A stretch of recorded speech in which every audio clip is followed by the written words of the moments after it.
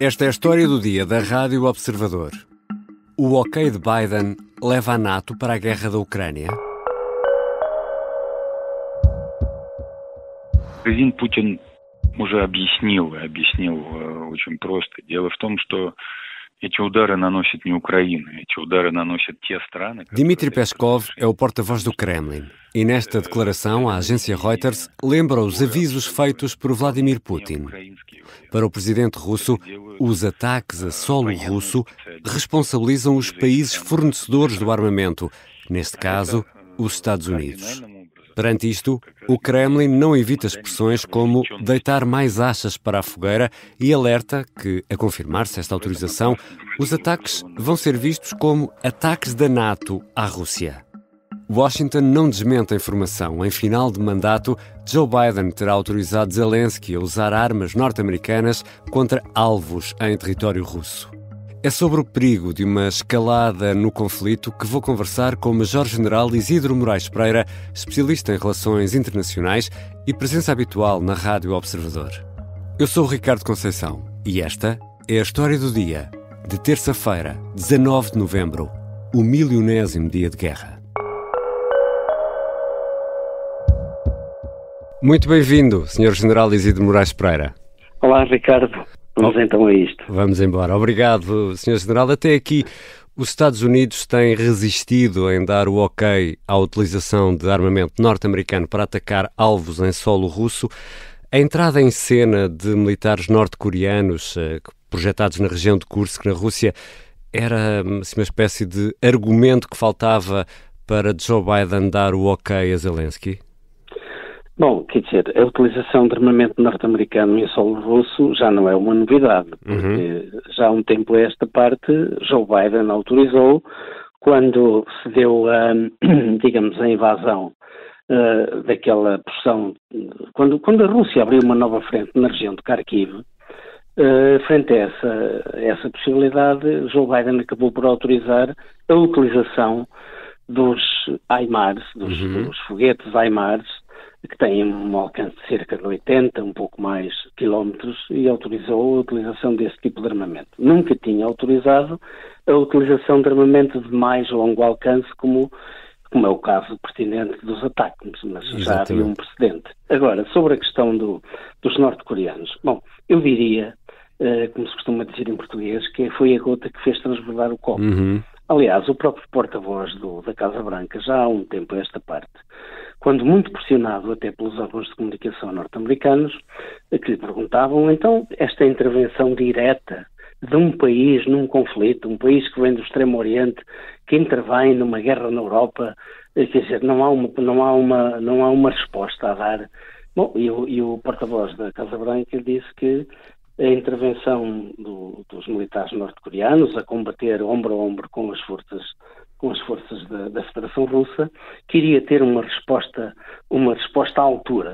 E a resposta é esta. Agora, se isto foi de facto a verdadeira razão, ou melhor, a única razão pela qual Biden acabou por decidir autorizar o emprego dos mísseis ATACMS, este já com alcance substancialmente maior, não os 80, mas para ser preciso e rigoroso, 306 km, que é o alcance máximo onde eles podem chegar, e quer dizer, não terá sido apenas isso, talvez nesta sua fase final como presidente, há cerca de 2 meses e 3 dias, para sermos precisos, de terminar o seu mandato, bom, também dificultar um pouco aquilo que pode ser a tarefa da nova administração republicana. E já lá vamos a essa parte também quero conversar consigo sobre isso e sobre o efeito Trump no meio de tudo isto, mas esse sistema de mísseis que aludia aí, os ATACMS, explique-nos lá um bocadinho como é que isto funciona. Que mísseis são estes? Que sistema é este?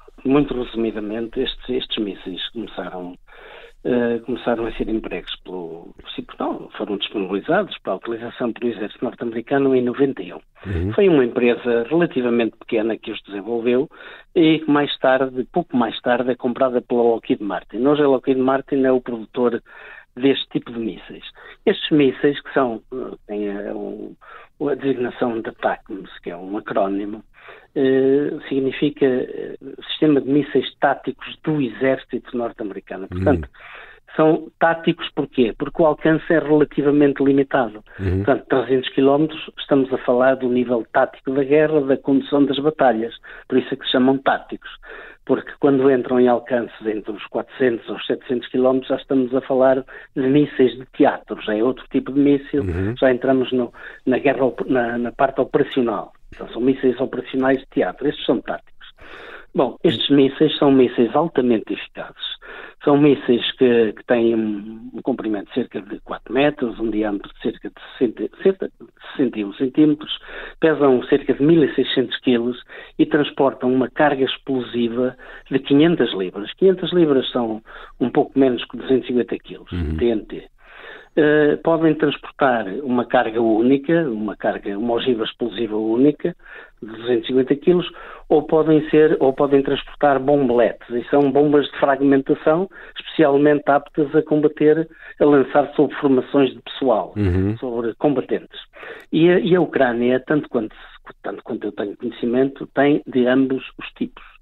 E ultimamente não tem utilizado este tipo de mísseis sobre a Crimeia, muito embora a utilização destes mísseis sobre a Crimeia não fosse um problema, já tinha sido dada do antecedente, crê-se que a Ucrânia não os terá utilizado porque estava à espera desta autorização de Joe Biden a reservá-los para guerras mais importantes, como por exemplo a manutenção deste pedaço de terra em território russo em Kursk, cuja manutenção pode permitir à Ucrânia uma vantagem negocial daqui para o futuro. É uma carta a jogar numa futura negociação. É um as-trunfo, digamos assim, é a melhor carta, é o joker que a Ucrânia tem em mão neste momento. Senhor General, corrija-me aqui se eu estiver enganado, aqui o militar é o senhor, por isso é que estamos a conversar consigo, mas foi fundamental ou não na Segunda Guerra Mundial, por exemplo, atacar alvos no interior da Alemanha para destruir ou perturbar a cadeia logística dos exércitos de Hitler. O que é que nos diz a ciência militar num caso destes? Devemos atacar o inimigo na casa dele para tentar perturbar a operação logística? Não, portanto, é um dos princípios, é rigorosamente esse, quer dizer, realmente devemos atacar o inimigo na sua profundidade. Quando se diz levar a cabo ações de combate em profundidade. O combate em profundidade faz parte do planeamento militar, seja ele ao nível operacional, seja ele ao nível tático, seja ele até ao nível de teatro.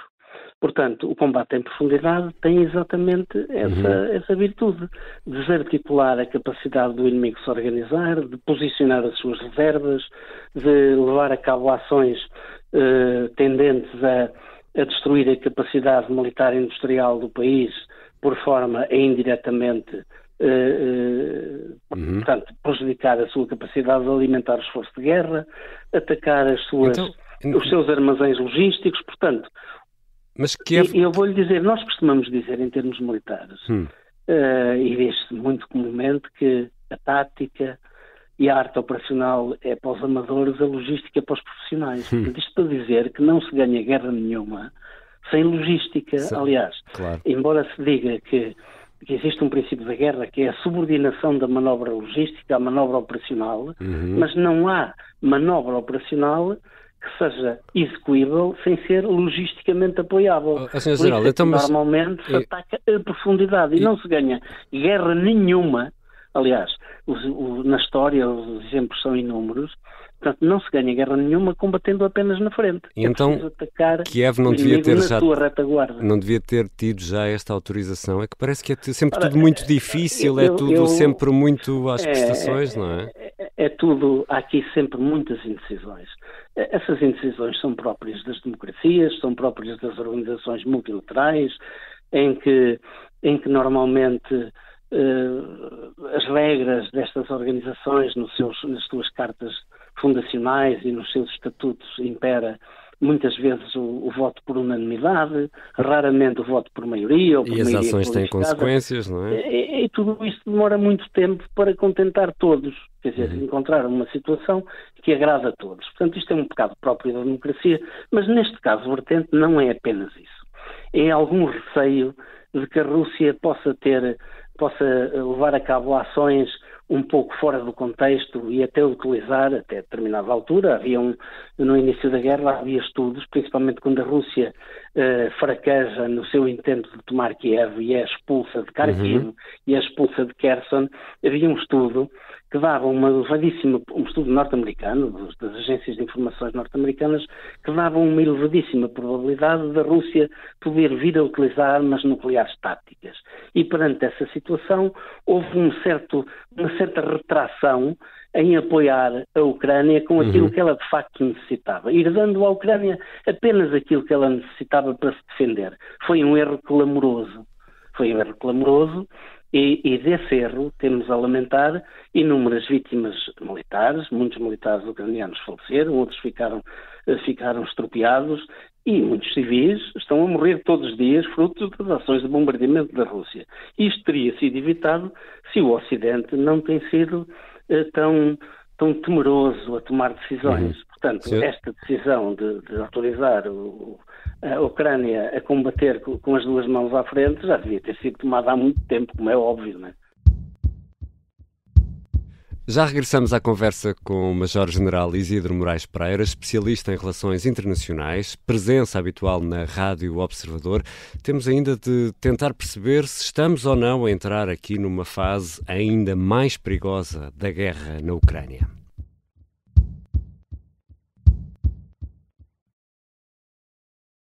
Estamos de regresso à conversa com o Major-General Isidro Moraes Pereira, especialista em relações internacionais. Senhor General, depois de Washington, podem seguir-se agora autorizações claras por parte de Londres, Paris, Berlim? Bom, seria bom que isso acontecesse. Finalmente a Ucrânia tinha condições para conduzir os combates nestes 2 meses que faltam até Donald Trump ser inaugurado no seu novo mandato como Presidente dos Estados Unidos da América e naturalmente com o propósito que ele tem de terminar com os conflitos.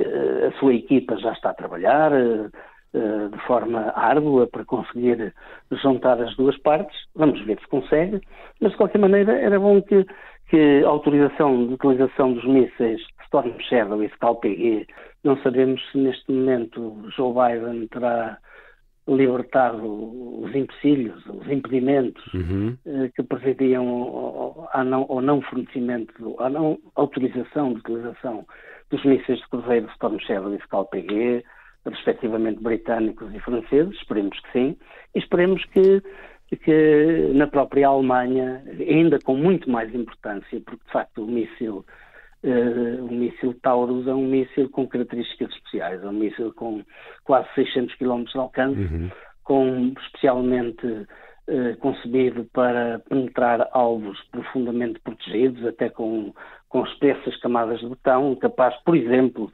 de destruir a Ponte de Queres, que é uma das principais vias de abastecimento logístico do teatro de operações da Ucrânia por parte das forças russas.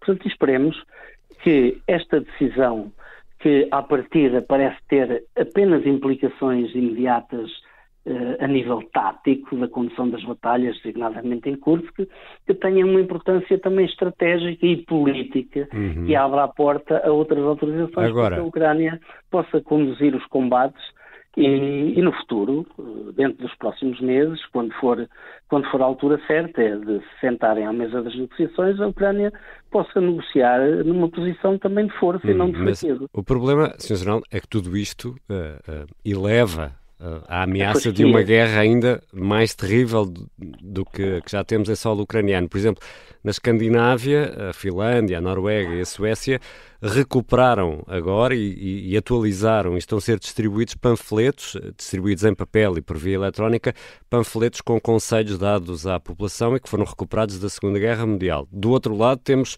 a partir de Pyongyang, o aliado de Putin, Kim Jong-un, a avisar que isto pode ser o início de uma terceira guerra mundial. E do Kremlin chega também um aviso importante, porque diz que um ataque com armas de países da NATO será visto como um ataque da NATO. Até que ponto é que este nível de ameaça ou desta resposta no campo verbal é sério, É muito sério. Como é que devemos olhar para isso, Sr. General? Bom, nós vamos ser pragmáticos. Então, um ataque com armas da Coreia, os mísseis KN-23, que atacaram alvos civis, têm vindo a atacar alvos civis na Ucrânia. Ou drones do Irão, não é? Ou drones do Irão, que vêm atacando alvos civis na Ucrânia e militares há quase 3 anos. Bom, quer dizer, então, quer o Irão, quer a Coreia já são partes da guerra. A Coreia agora até com militares no terreno, que é completamente diferente. É combater ombro a ombro com os militares da Coreia, da Federação Russa. Bom, quer dizer... Portanto, isto em sua opinião, faz parte da retórica vamos lá da guerra. ver, se isto não fosse um caso absolutamente sério, não é caso para a gente se rir, nem para fazer troça, quer dizer, é evidente que isto é uma narrativa, é mais uma, não é? Quer dizer, então a Ucrânia tem atacado a Rússia na profundidade, desarticulou e pôs fora de combate, digamos assim, entre aspas, uma série de refinarias tão importantes são para abastecer a guerra com combustíveis e até para o consumo doméstico das populações russas. Atacou aeródromos e destruiu aviões. Quer dizer, depois disto tudo, é por causa de uns mísseis com 300 km de alcance utilizados apenas na conduta das batalhas, porque não tem alcance para mais, que vai ser isto a gota d'água que vai levar a humanidade para uma terceira guerra mundial. Não, isto parece-me naturalmente mais uma narrativa, mais uma fábula, quer dizer, não é mais do que isso. Bom, depois diz-me que os países da Escandinávia, da Escandinávia estão muito próximos da ameaça. Exato. Portanto, têm que levar, isto é como nós costumamos dizer, na dúvida paus por baixo. Mais vale...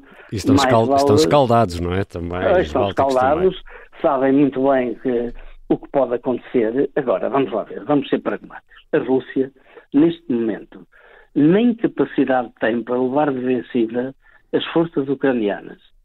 Quanto mais para se meter numa guerra com a NATO. Quer dizer, isto não faz qualquer tipo de sentido. Bom, mas dir-me-á, mas eles podem usar armas nucleares. Podem, mas não vão usar, porque que nós saibamos, Vladimir Putin não está com tendências para o suicídio, nem ele, nem todos aqueles que os rodeiam. Isso não obrigaria a uma resposta...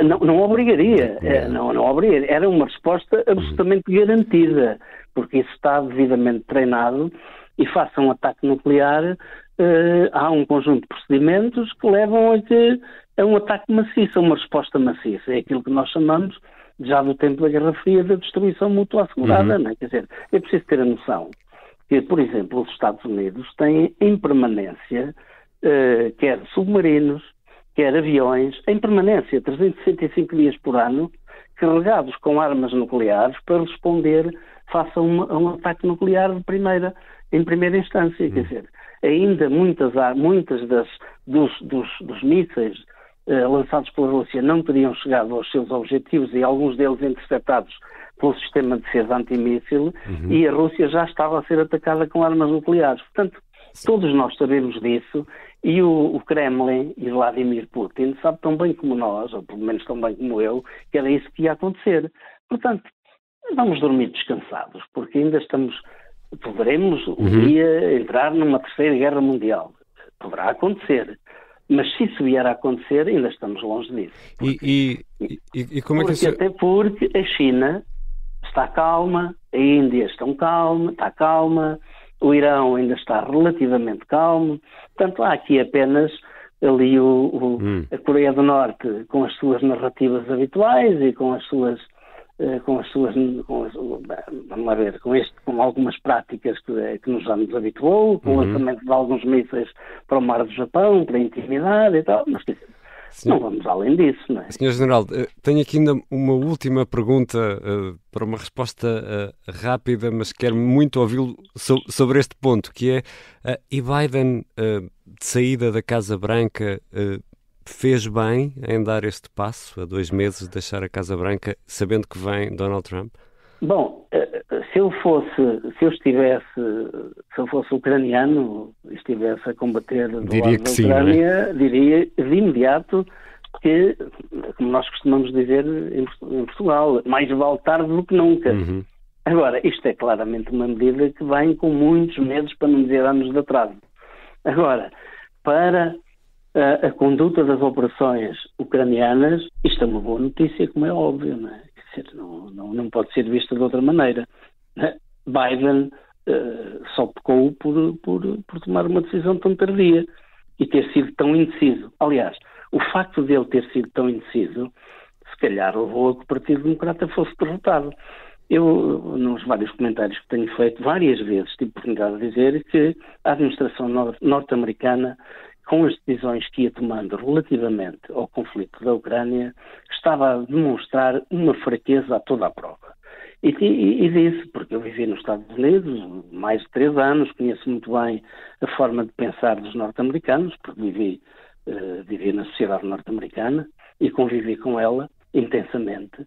Os americanos não se reveem, não se reviram, nem se reveem, nem o farão no futuro em presidentes, em líderes fracos. Quer dizer, o líder fraco acaba por perder. E foi isso que aconteceu.